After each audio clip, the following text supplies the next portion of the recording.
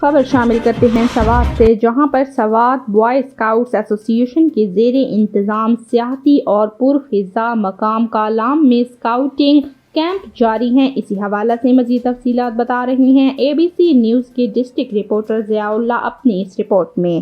جی بالکل، اس وقت میں موجود ہوں سوات کی سیاحتی مقام کلام میں، جہاں پر اسکاؤٹنگ کے حوالے سے کیمپ جاری ہے۔ اس حوالے سے ہم بات کریں گے یہاں کے سوات بوائے اسکاؤٹ ایسوسی ایشن کے سیکرٹری کے ساتھ کہ وہ اس حوالے سے کیا کہنا چاہتے ہیں۔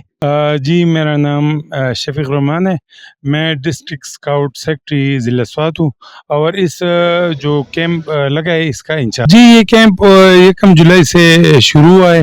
اس میں مختلف اضلاع سے جو بچے ہیں، اساتذہ ہے، وہ شرکت کر رہے ہیں اور 1 جولائی سے 14 جولائی تک بچوں کا کیمپ تھا۔ اس کے بعد 14 جولائی کے بعد مختلف اضلاع سے اساتذہ کرام مختلف کورسز کے لیے آئے ہیں۔